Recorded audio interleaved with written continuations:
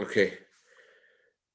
They say about the students of the yeshiva in Lubavitch that they have this complaint. They were prepared to daven every single day of Elul. They would prepare in Elul every day to prepare for Rosh Hashanah. But they would complain that Rosh Hashanah, their davening wouldn't go the way it's supposed to. Elul would go good. Elul was just a preparation for Rosh Hashanah. But Rosh Hashanah itself, the most important day that your davening has to be the way it's supposed to be, wasn't that great. So the most important day to study Torah is Tu B'Shvat. Tu B'Shvat is the source of our pleasure in Torah study for the entire year. And I apologize for coming so late. This is not the day you want to miss studying Torah. This is the day which is a source of pleasure in Torah for the whole year. But you're not supposed to say Tachum today, so I'll stop my confession right now. Okay. There was a point that we started discussing yesterday we didn't explain. That is, we find two seemingly contradictory elements in the man. On the one hand, the man is called bread from heaven, and it's something that does not depend at all on what you do. It's a gift from Hashem. You're not allowed to leave over from today for tomorrow, because the whole point of Hashem giving us the man for 40 years was to give us this feeling of total reliance on Hashem. By having the man every day for 40 years and not knowing the next day what's going to happen and just having to look heavenward every single day, that made a Jew, they gave a Jew, and not just the Jews then, but for all of history, they gave them this sense that we have a partner we can rely on, that we're not alone, that it's not because of what I'm doing, it's only because of what he's doing. That's what the school of eating man for 40 years gave the Jewish people then and for all of history. What we didn't address yesterday was, we started to talk about it, we didn't explain it. How come in the man we find an opposing energy, and that is the man did have some relationship to the people at the man that received the man. Some people got the man on their doorstep, all ready to eat. Some people had to go out and they had to prepare the man, which the Torah says who got what. It has to do with the tzaddikim or the Rishonim. If you were a tzaddik, you got on your doorstep already made. If you weren't such a tzaddik, you have to go far out. You have to prepare it. So we see clearly that it was relevant to the efforts of the Jewish people at the time. And why are we saying that it's totally bread from heaven? There was something that was needed. Even the tzaddikim, who didn't have to prepare them, and they had to go open their door. And they had to bring it inside. So why are we saying that the man is totally about relying on Hashem and not doing anything on your own part and not feeling that satisfaction that you are involved too? What's the point of the minimal effort that's in the man? And we see that minimal effort is significant because when Hashem describes the gift of the man, Hashem says, "I'm going to rain down to you bread from heaven." I'm going to rain down bread from heaven. Why rain? Difference between dew and rain is that the man came with dew because man is similar to dew in that no effort is needed. Dew always comes to the world regardless of man's service of Hashem. But rain, just like rain physically is produced by dew that rises to form clouds, and then the vapor that rises to form clouds, and the clouds which are formed from the vapor that rises from the earth, now then bring the rain. Similarly, spiritually, the efforts of a human being in serving Hashem produces the bracha of Hashem for rain. So Hashem describes the man as a rain kind of thing. I'm going to rain down to you bread from heaven, which indicates there's some effort on our part. Also, there was some effort. You had to actually do something. You had to open the door. You had to get stuff. So why is there a rain? Why is the man described as rain if it's only dew? Why does the man have that little bit of effort there too? Why is there something that we see of our experience, of our service of Hashem, that impacts the kind of man you get if the whole point of the man was to give us this sense of it's only dependent on him? And the answer is precisely because of this schooling, we needed to have some effort on our part as well. In other words, in order to be able to go to Israel, and in Israel you're going to plow and you're going to plant, and it's going to be dependent on your efforts to make a vessel for God's blessing. And as we learned at length, it's not your efforts, it's only Hashem, and you're only doing it because Hashem told you to, but Hashem doesn't really need your efforts. That's all true. But in order for you to feel that way, Hashem gave you first the man. Now, in giving you the man, he left a human component there. He left something human there in the man. He left a rain element in the man there to give us the preparation for when we would have to do everything by hand, or everything. We'd have to make the whole vessel by hand. Not the whole vessel, that's the wrong word also. For the time that the man's effort would have to be expanded, and you would think that you're doing something and what you're doing matters. In order to prepare for that time, when Hashem gave us the manna bread too, when Hashem gave us the man, he also brought in this rain element. He also brought in something about what we do, in order to give us the sense that even when we're doing something, obviously when we're going outside to get the manna bread from heaven, it's obviously God sent the manna bread from heaven, even though I'm picking it out of the ground and I'm baking it at home and I'm grinding it, whatever. But I still feel it totally coming from God.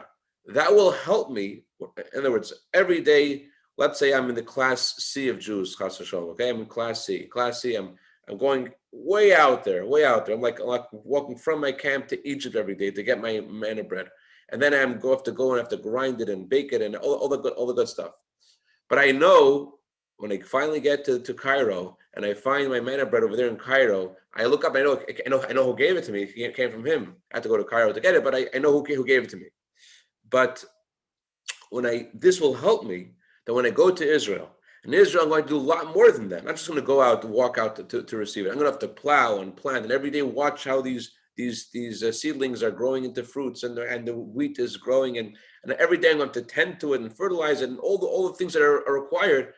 I have to also realize it's only coming from Hashem. So because there was some minimal effort on my part when I was in the desert, and I realized, and then it was obvious it was all Hashem, that would give me the strength and the recognition and it'll be easier transition to have that conviction and for that truth to resonate, that my efforts are absolutely meaningless. And for us as well, we're not living in Israel, but or even those who are living in Israel aren't necessarily plowing and planting their soil.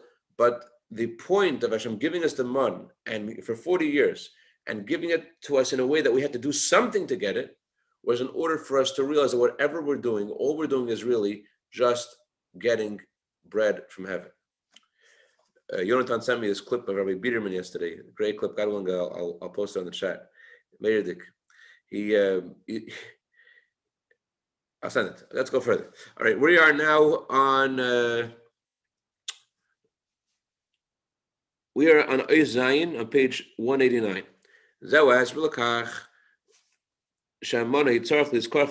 This explains why there was some minimal effort needed to get the man.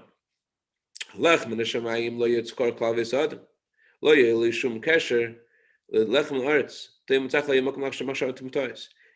there was no effort at all in the bread from the heaven, and it would have no connection at all to the bread from the earth, that man is involved in more, that would lend weight to the following mistaken paradigm. It would lend weight to the following mistaken way of looking at things.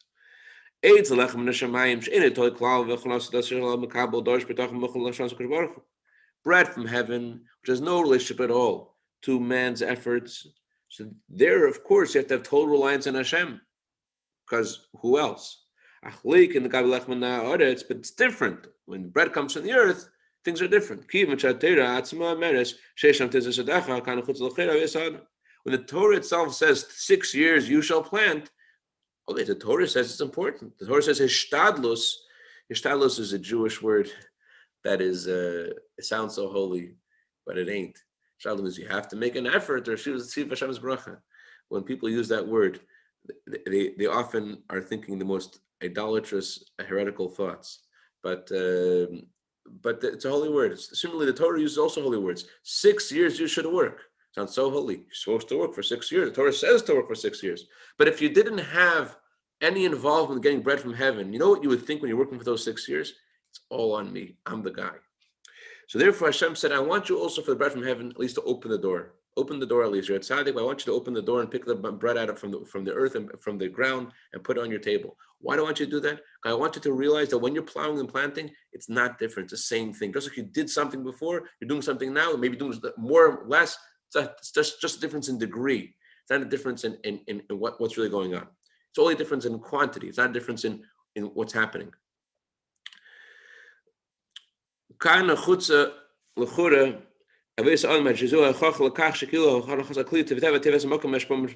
Here, when you're making an effort to receive the man, you need to have a reminder. Sorry, when you're making an effort to receive the bread from the earth, you need a reminder to tell you that it's not different than this. This is exactly the same thing. It's just difference in degree. Far off example. The Rebbe says difference between modern Orthodoxy and Reform Judaism is just a difference in degree. You're saying modern Orthodoxy, the philosophy of it, maybe not what people practice, but the philosophy of it is the Torah could be changed. The Torah could be changed. The Reform Judaism says the same thing. The Torah could be changed. How much of it could be changed? Are you going to allow gay marriages? Are you going to allow someone to turn a light on in the synagogue on Shabbos? It's a difference in degree, but it's the same content. You're saying that the Torah could be changed. So in a similar way, that Hashem wants the Jewish people to feel that no matter how much that dial changes and how much a man's effort is needed, there should be the same exact feeling. It's only from Hashem. The difference in degree shouldn't change the content of the experience. You're opening the door to get the man should be the exact same experience as whatever you're doing today to receive your parnasa. It shouldn't feel different. It should be exactly the same thing. That's why God gave us the bread from heaven in the way of rain. But Hashem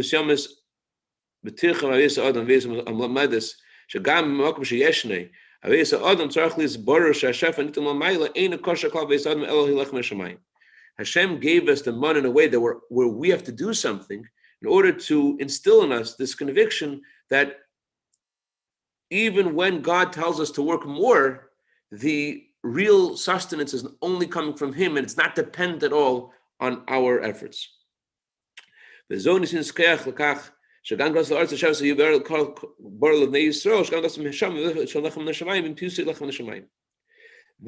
give the Jewish people the power that even entering Israel, even working all day on the farm, they would still have the absolute clarity and realize that although it seems like it's bread from the earth, it isn't bread from the earth. It's really bread from heaven. Look in note 38. And then after note 38, if anyone has any questions. Note 38, Rebbe quotes the Reb Marash. What's the Reb Marash say? Reb Marash says, the way human livelihood works in the present time, before Mashiach comes, is like the man, lechman shemayim. Now, what the Rebbe Marash is saying seems to contradict what we're saying. We're saying that throughout history, all kinds of nourishment that God gives the Jewish people is always like the man. What does Rebbe Marash mean when he says parnasa nowadays is like the man? It's always like the man. He says, no, it's specifically in our time, parnasa has changed to be like the man. What does he mean?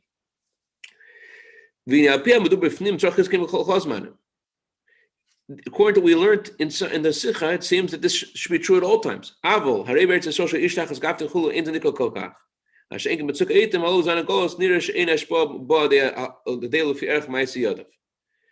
In Israel, where everyone was living comfortably, each one under their vine tree, each one under their fig tree, as the Torah says, everyone was living so comfortably, it wasn't so noticeable you're getting bread from heaven. But in the time of difficulty, of Golus, you could see that the kind of livelihood you're earning is not connected and commensurate to what you're doing. When things are more peaceful and you're having the pina coladas under your fig tree in Israel, so it seems like, yeah, this is my harvest, this is what I did. You know, you're not looking at heaven so much. But things are more difficult in Golus, and it's more obvious that things are coming from heaven. The Tzemach Tzedek says, when a person does business, they have to have intent while they're doing business, that you believe that the sustenance that you're receiving is like the open miracles that God sent to the world. You have to feel there's an open miracle, just like Hashem sent the man. You have to feel an open miracle. I don't know the source of this. Someone once told me there's a custom by Hasidim. Whenever you count your money, you should sing Keliyata. That's a custom, counting the money. Keliyata v'yedeka. It's a song that we sing on special occasions. We sing that song on a holiday of Hanukkah. We're talking about the miracles of God. It's a song we sing on Pesach. We during the whole holiday of Pesach, after the whole entire Seder, pouring the wine back in the bottle. The Sinigan of Keliata is a song about God's miracles, and yet we say that we should sing that song whenever you're counting money. Why? Because you're supposed to feel this is also one of the open miracles of Hashem, that God is giving you parnasa today. It's an open miracle. So yes, in time of the when Jews when Israel was less obvious, and now it's more obvious that everyone has because of the difficulty. I just want to throw in something. It could be it's totally wrong. In our times, I think that it's even more obvious how it's not necessarily because of the difficulty, but just because like the finance industry changes so quickly, especially since COVID-19. The whole way money is working, and with the government this and government that, and it's just mind-boggling how, where do people imagine a restaurant opened a year ago in Los Angeles and said we only have outdoor dining, nothing else. It's would it work? Would it work in December? Would it work in November? There's a whole every industry has changed so much, and yet. And look at the computers and the startups, and it just you see the Eibishter sending sustenance to the world in a way that doesn't seem to fit with your efforts. When you're working in Israel, making your field, you're plowing, you're planting, whatever, and then things grow. But when you have your startup, what do? You click a couple of buttons, advertise social media, Facebook, something happens. It's not commensurate. You see something more mun-like perhaps nowadays. Anyways, any other questions or comments or criticism? Okay, a great day, Baruch HaKem Mesha, great day, Nachum Mendel, great day, Dr. Ressman, great day.